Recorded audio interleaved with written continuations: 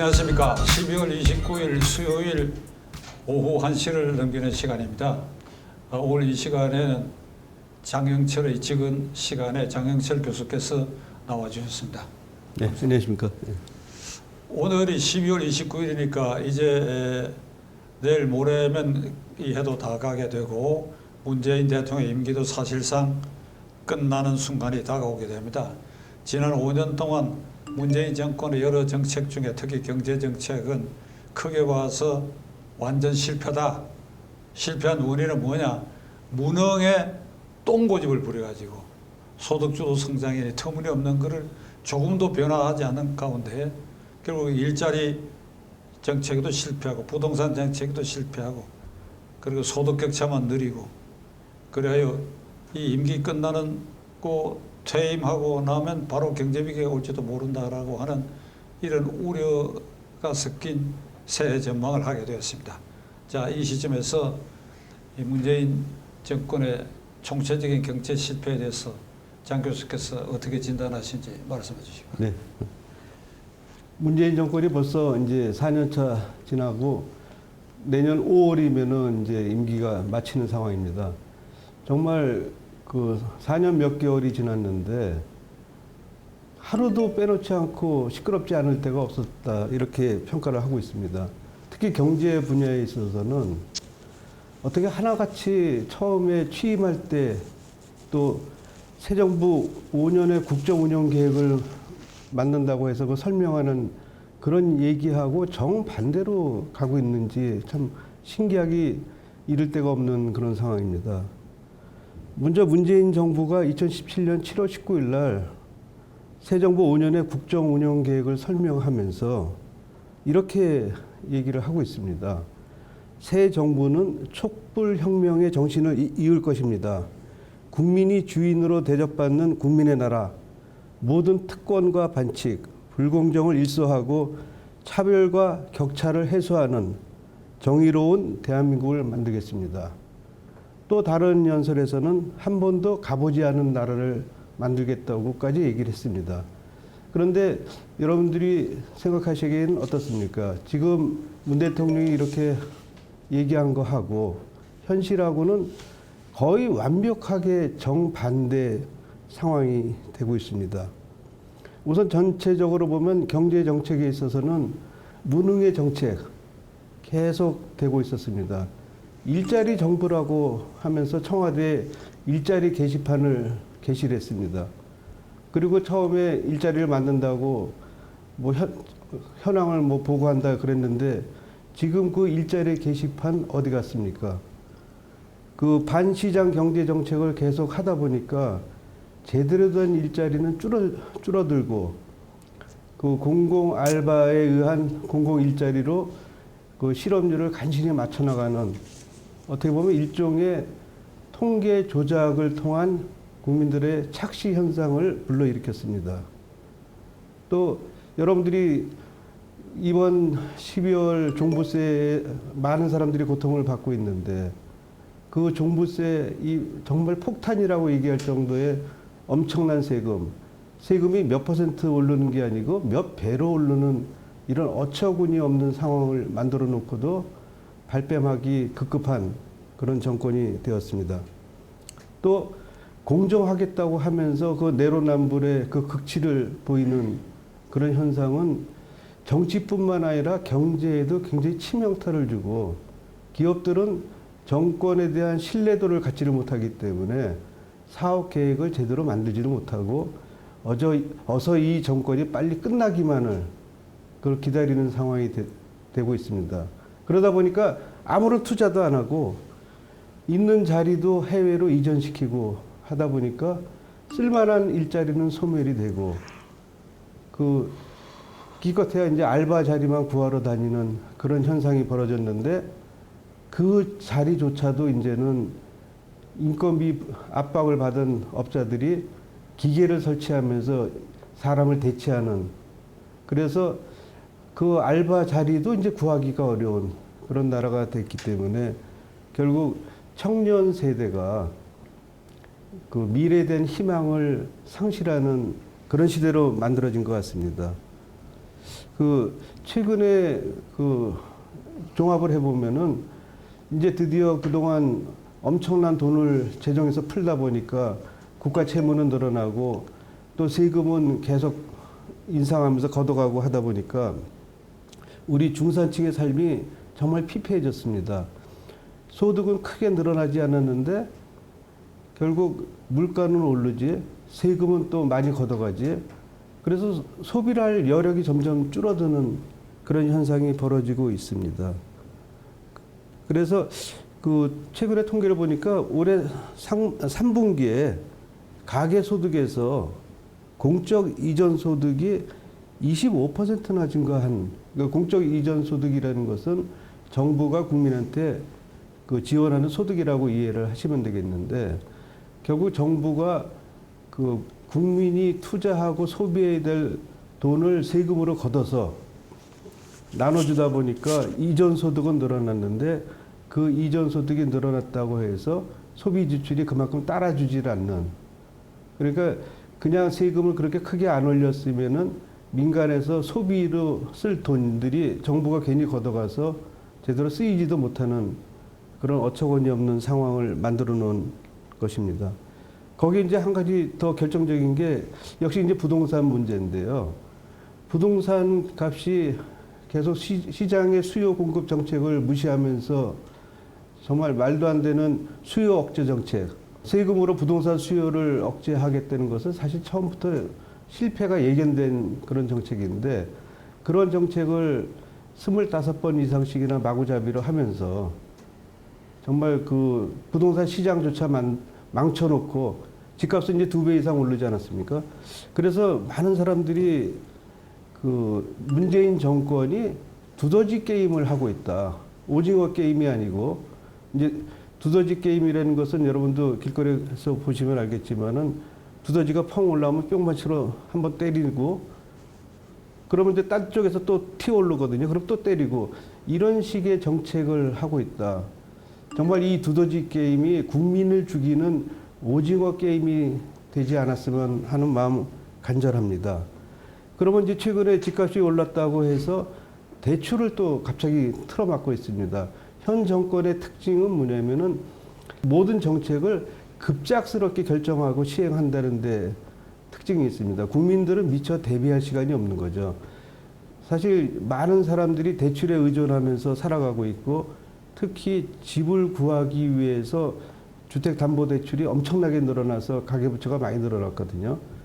그러면 이 대출을 통하지 않고는 집을 이사 가기도 어렵고 이런 상황인데, 그거를 예고도 없이 갑자기 확 규제를 하면서 국민의 삶은 정말 어려워진 것 같습니다. 예, 문재인 대통령이 2017년 5월 10일에 취임을 했는데, 바로 그 주에 5월 10일에 취임하고 한 4, 5일 뒤에 대통령 집무실에 이 대형 전광판, 그러니까 일자리 추진, 그 다음에 일자리 증가 이게 표시판, 요걸 만들어 가지고 그 일자리 담당 수석 비서관으로 지금 광주시장으로 가 있는 이용석 씨를 임명해 가지고 이제 설명하는데 쭉 참모들이 보고 있는 가운데 대통령이 시연하는 대로 손을 꼭 누르니까 오늘 일자리가 얼마가 증가됐다, 이런 표시판을 만들었는데, 그 뒤에 이게 성과가 있었으면 매번 이걸 보였을 텐데 그 뒤로 한 번도 보인 일이 없어요. 그래서 작년이가 재작년에 국정감사 때 청와대 비서실장을 상대로 일자리 보도판 먼지가 끼어갖고 철거했느냐 하고 물으니까 그대로 남아있다고 그래요. 이런 코미디 같은 그러니까 그 자체가 보도판이 소용없게 되었다 하는 것만큼 실패한 게 틀림없는 일이다. 자, 그 다음에 이재명 후보가 지금 곳곳에 가서 맞춤형 이게 무슨 공약을 발표해요. 증권금융에 관한 것, 특히 부동산에 관한 것. 그러면서 문재인 대통령 정권의 정부의 부동산은 1분지 뭔지 실패한 부분이 있다, 이렇게 얘기해. 그걸 바라다 보는 우리는 이 앞뒤가 안 맞는 것 같고 자꾸 취소가 되고 이런데 그에 대한 평가를 어떻게 하십니까? 그 이재명 후보가 최근에 보면은 이제 그 국민들이 부동산 세금 폭탄에 고통을 받는다는 것을 알고 이제 종부세를 깎아주겠다, 양도세도 낮춰주겠다. 그러면서 이제 달래고 있는 상황입니다. 그런데 이재명 후보가 그 전에 얘기했던 국토보유세라는 게 있습니다. 국토보유세는 사실 종부세보다 훨씬 더 센 세금이거든요. 근데 그렇게 주장하던 사람이 갑자기 이제 후보가 됐다고 그 국민들한테 이제 잘 보이려고 그러는지, 내가 대통령 되면 세금 깎아주겠다. 뭐 이런 식으로 얘기를 하다 보니까 지금 오히려 부동산 시장에서 이제 혼란이 초래가 된 것 같습니다. 양도소득세를 깎아주겠다 그러니까, 그럼 그 집을 좀 이따가 팔아야 되겠네 하면서 이제 시장에서 거래가 스톱이 되는 현상이 벌어지고 있고, 그 다음에 종부세도 낮춰주겠다. 사실 종부세를 상당히 손질할 필요는 있습니다. 그런데 지금 여당이 다수를 차지하고 있는 상황에서 여당의 완전한 동의를 받지 않으면 사실 어려운 일이고 합의를 끌어내기 위해서 노력을 해야 되는데, 또 이제 제스처를 취하면서 그 선대위에 그 정책본부장이라는 윤 의원을 시켜갖고 그런 또 조세 특례 제한법 일부 개정안을 제출하겠다. 이러면서 아주 법적으로도 뒷받침을 하겠다. 이런 식으로 얘기를 하고 있습니다. 결국 이런 종부세나 이런 억지 세금은 사실은 폐지를 해야 되거든요.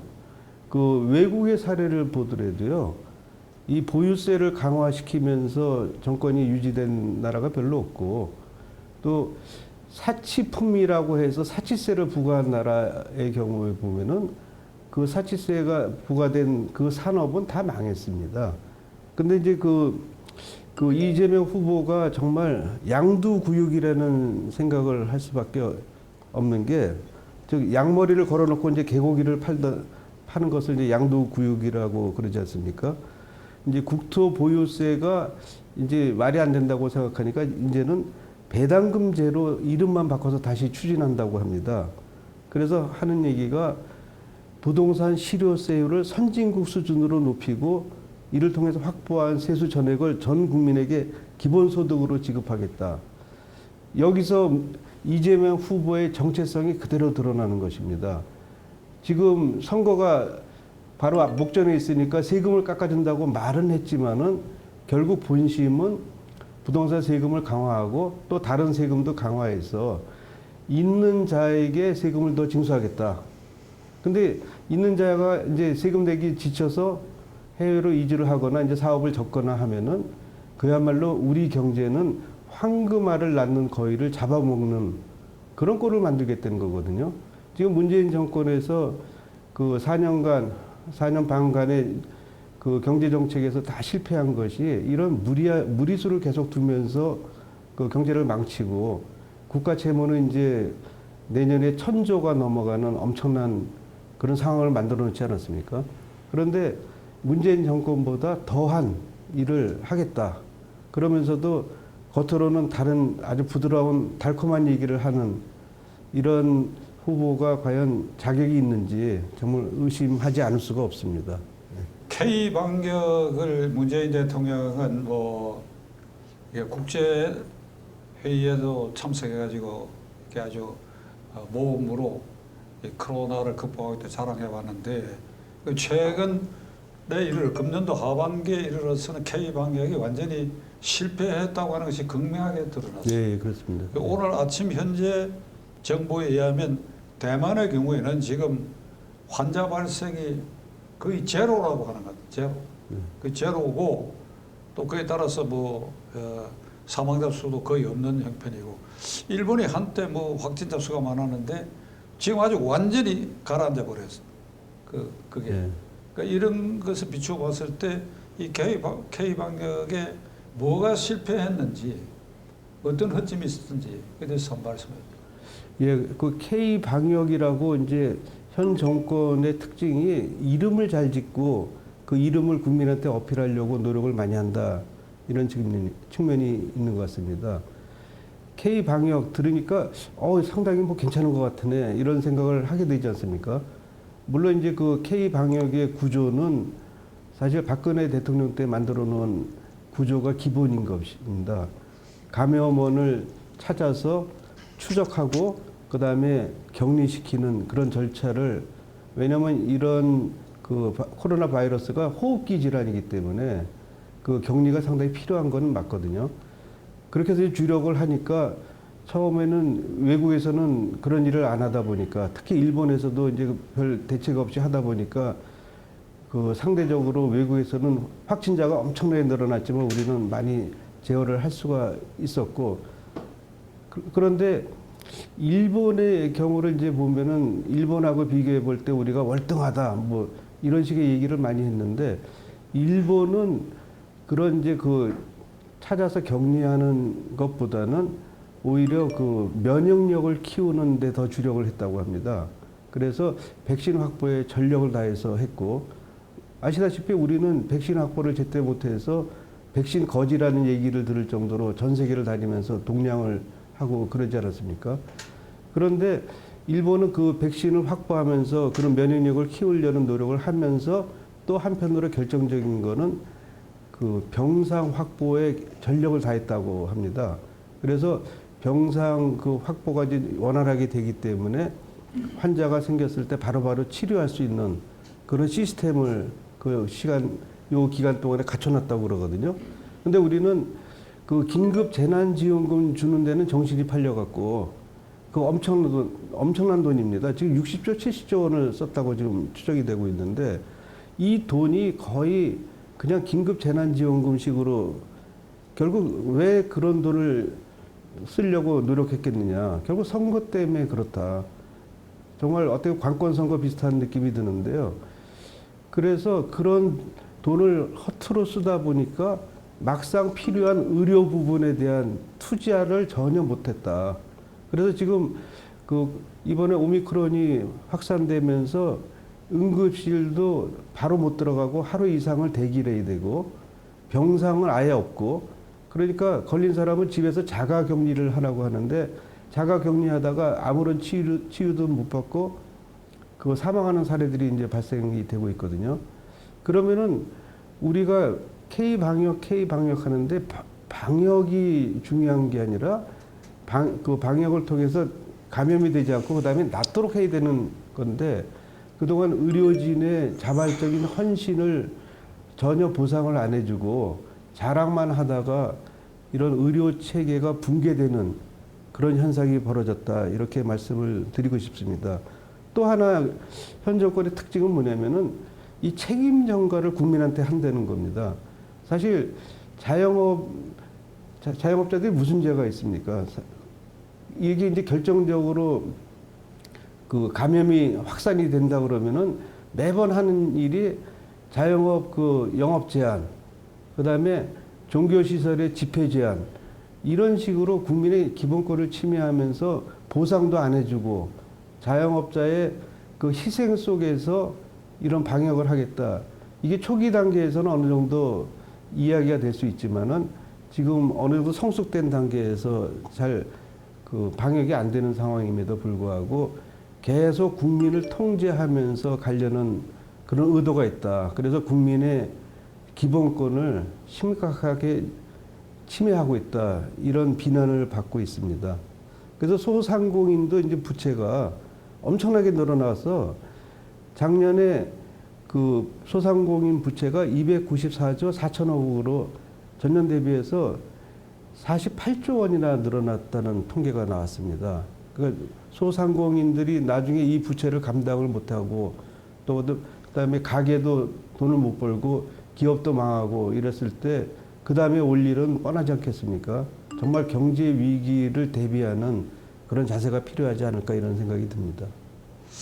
금년 한 해도 이제 다 저물었습니다. 그 새해에는 대통령 선거도 있고, 그런데 우리가 희망을 가질 수 있도록 시청자 여러분과 저희들이 마음을 다잡아야 할 것이고, 장 교수께서 금년 한 해 많은 수고를 해주셨는데 내년에도 더욱 좋은 정보와 분석을 통해서 국민들에게 많은 깨우침을 줄 수 있는 그런 해가 되기를 네. 비름하지 않습니다. 네. 감사합니다. 변호사님 고생 많이 하셨습니다. 네, 감사합니다.